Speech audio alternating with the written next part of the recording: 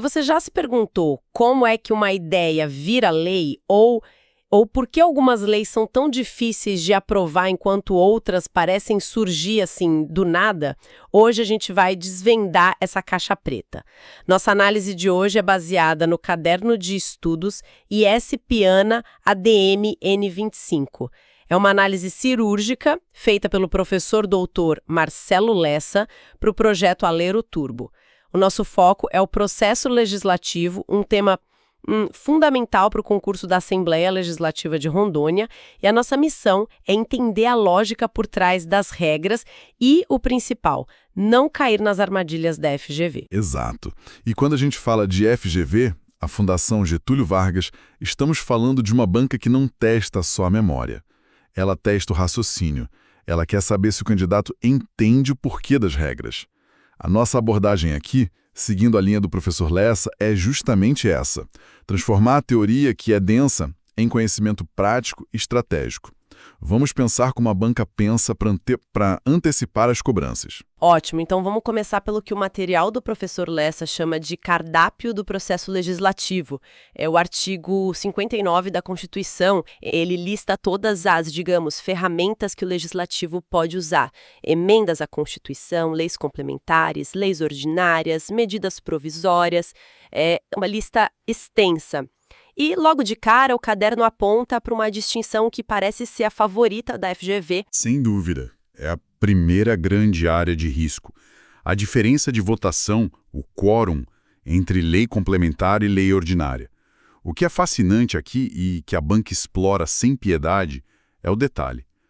Para aprovar uma lei complementar, é necessária a maioria absoluta. E o que isso significa na prática? É um número fixo. Pense na Assembleia de Rondônia, com 24 deputados. A maioria absoluta será sempre 13 votos, que é o primeiro número inteiro acima da metade.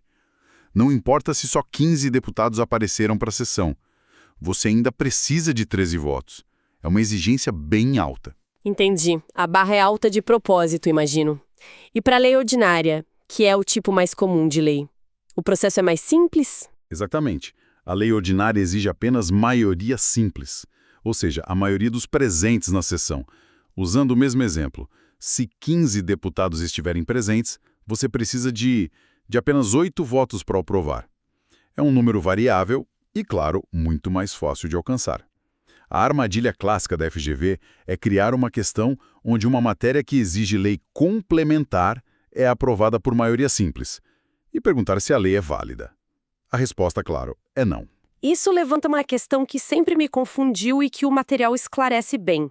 Se a lei complementar é tão mais difícil de aprovar, ela é hierarquicamente superior a uma lei ordinária? Ela é uma lei mais forte? F já consolidou o entendimento de que não existe hierarquia entre elas. Uma não é superior à outra. A melhor analogia que o professor Lessa reforça é a de uma caixa de ferramentas. A Constituição é o manual que diz: para este parafuso específico, use a chave de fenda chamada lei complementar. Para todos os outros parafusos, a ferramenta padrão é a lei ordinária. Elas não competem, elas têm campos de atuação diferentes, exclusivos, definidos pela própria Constituição. Elas jogam em campos diferentes. Faz todo sentido. E ainda nesse cardápio, vale um destaque para as medidas provisórias, que não são bem uma ferramenta do legislativo, mas sim do executivo. O caderno é bem direto sobre elas. Sim, e é um ponto sensível. A medida provisória, a MP, só pode ser usada pelo chefe do executivo em situações de relevância e urgência. Ela tem força de lei imediata, mas é um ato precário. Precisa ser analisada e convertida em lei pelo legislativo para se tornar definitiva. A FGV adora testar as limitações. Por exemplo, a Constituição proíbe expressamente o uso de MP para tratar de matéria penal. Imagine o risco à segurança jurídica se um governante pudesse, de um dia para o outro, criar um novo crime por um ato unilateral. Seria o caos. A Constituição blinda o cidadão contra esse tipo de arbítrio. Ok. Com esse panorama das ferramentas legislativas, vamos seguir a jornada de uma lei comum, uma lei ordinária. O caderno do professor Lessa divide esse percurso em 3 grandes fases, o que ajuda muito a organizar as ideias. A primeira é a fase introdutória, a da iniciativa. Quem é que pode dar o pontapé inicial num projeto de lei? Olha, a regra geral é bem ampla, o que a gente chama de iniciativa concorrente. Um deputado, uma comissão da Assembleia, o governador, o Tribunal de Justiça, o Procurador-Geral de Justiça e até os cidadãos, por meio da iniciativa popular, podem propor leis. Mas a análise do professor Lessa acende um alerta vermelho justamente aqui, na exceção a essa regra. Ele fala em iniciativa privativa ou reservada. É aqui que moram as pegadinhas, certo? É o campo minado da prova.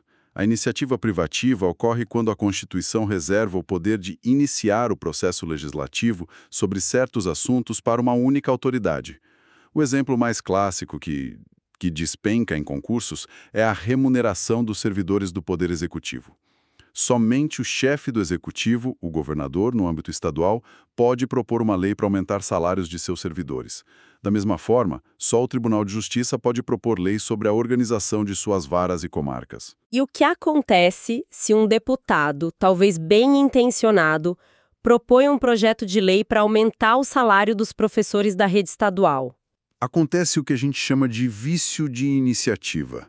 É um pecado original, um defeito na certidão de nascimento da lei.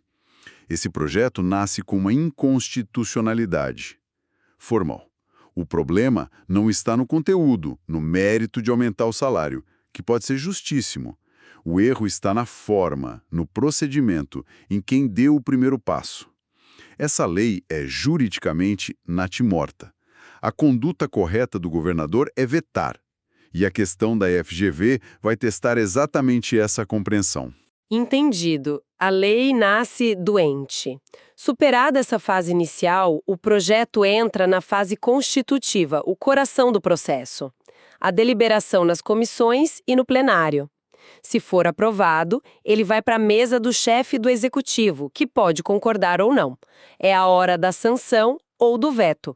Isso me parece dar um poder imenso ao governador. É um poder imenso, mas com regras muito claras, e a FGV explora a assimetria entre as duas opções. A sanção é a concordância. Ela pode ser expressa, com a assinatura do governador, ou pode ser tácita. O silêncio do governador pelo prazo de 15 dias úteis é interpretado como concordância. A lei é considerada sancionada. A inércia que significa aprovação. Agora, o veto é o oposto, é a discordância. E aqui a regra muda completamente, imagino. Muda da água para o vinho. O veto nunca pode ser tácito ou presumido. Ele precisa ser sempre expresso, formalizado por escrito e motivado. O governador tem que dizer ao legislativo, dentro dos mesmos 15 dias úteis, o porquê de estar vetando. E os motivos se dividem em 2 tipos. O veto jurídico, quando ele aponta que a lei é inconstitucional, e o veto político, quando considera a lei contrária ao interesse público, mesmo que ela seja constitucional. E sobre o veto parcial? O governador pode vetar só uma palavra ou uma frase que ele não gostou no texto da lei? Excelente pergunta. E essa é uma regra de ouro que o material salienta. O veto parcial é permitido, mas não de qualquer jeito.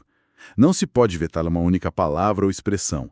O veto tem que abranger o texto integral de um artigo, de um parágrafo, de um inciso ou de uma alínea. O motivo disso é muito importante. É para impedir que o executivo atue como um legislador, sabe, mutilando o texto e alterando o sentido original que foi aprovado pelos parlamentares. É uma proteção à integridade da vontade do legislativo. Certo. Mas se o legislativo, que representa o povo, não concordar com o veto do governador, a palavra final é de quem? A lei legislativa pode derrubar o veto. Para isso, precisa do voto da maioria absoluta de seus membros. Veja como a maioria absoluta reaparece aqui.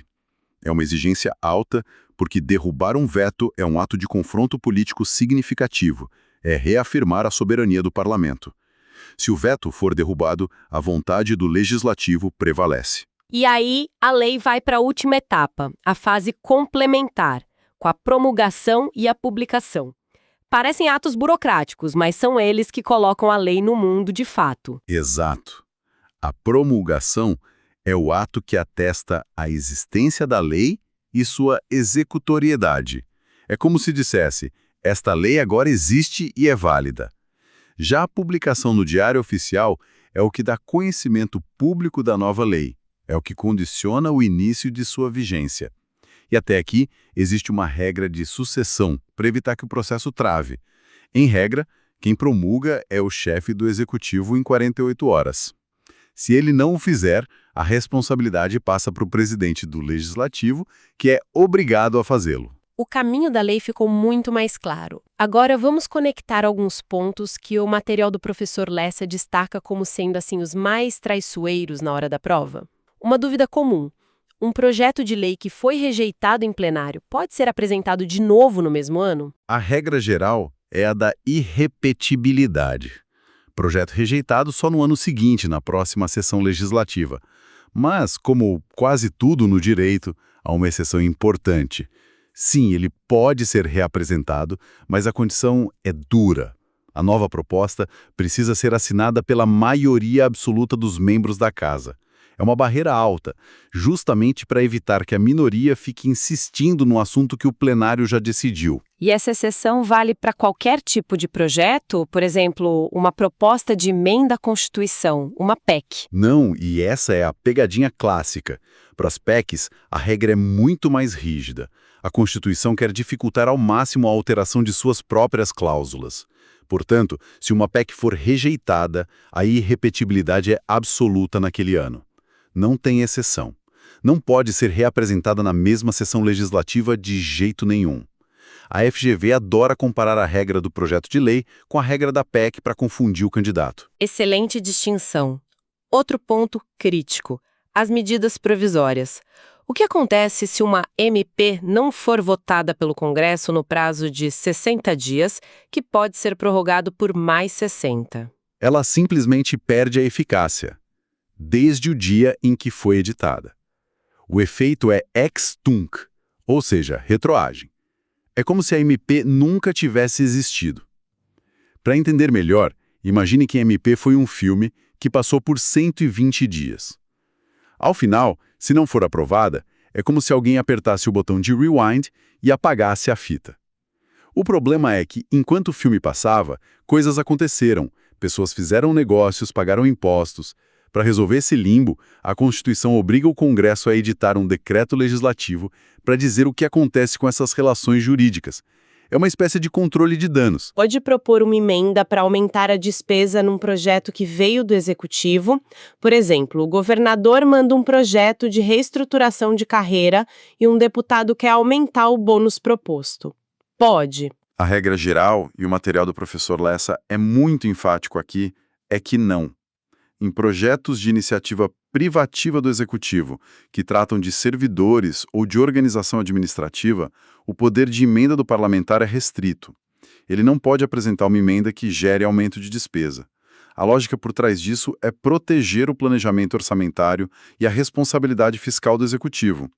Quem tem o controle do cofre não pode ser surpreendido com uma conta que não previu.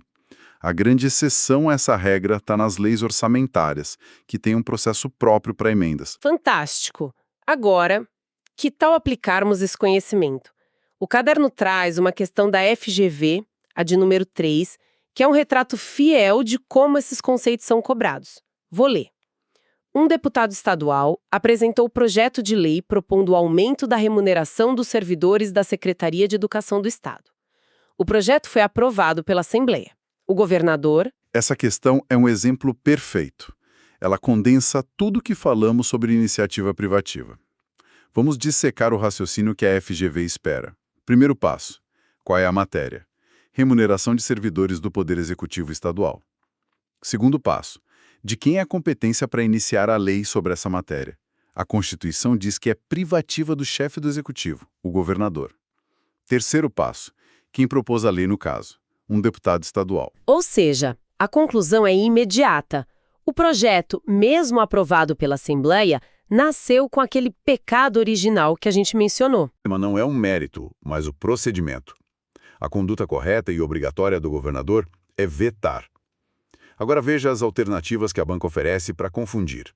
A alternativa A sugere sancionar, por se tratar de matéria de elevado interesse social. Isso é uma armadilha. porque o interesse social não cura uma inconstitucionalidade. Já a alternativa C fala em inconstitucionalidade material, mas o erro não é de conteúdo, é de forma, de procedimento. Então a resposta só pode ser a que aponta para o erro correto. Isso. A resposta correta, conforme o gabarito do professor Lessa, é a alternativa B, vetar por inconstitucionalidade formal, vício de iniciativa, pois a matéria é de iniciativa privativa do chefe do executivo. A questão exige um diagnóstico preciso da doença da lei. Dominar essa lógica não é só acertar uma questão, é entender a arquitetura da separação de poderes. Chegando ao final da nossa análise, fica claro que o processo legislativo é muito mais do que um conjunto de regras burocráticas. A reflexão final do professor Marcelo Lessa no material é muito interessante. Ele diz que esse processo é o ritual que transforma as vontades da sociedade em normas que regem a vida de todos. E ele complementa com uma citação de Provérbios: "Por mim reinam os reis, e os príncipes decretam justiça." Isso reforça a solenidade da função. Para quem vai ser analista na Assembleia Legislativa de Rondônia, dominar esse processo não é só um requisito do edital. É compreender a responsabilidade de ser um guardião da validade e da eficácia das leis.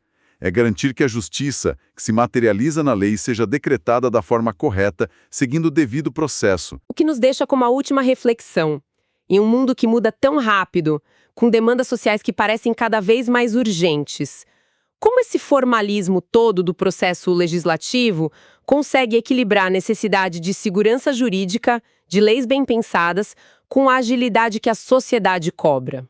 É uma tensão constante que define o dia a dia do trabalho no legislativo. Um ponto excelente para se pensar.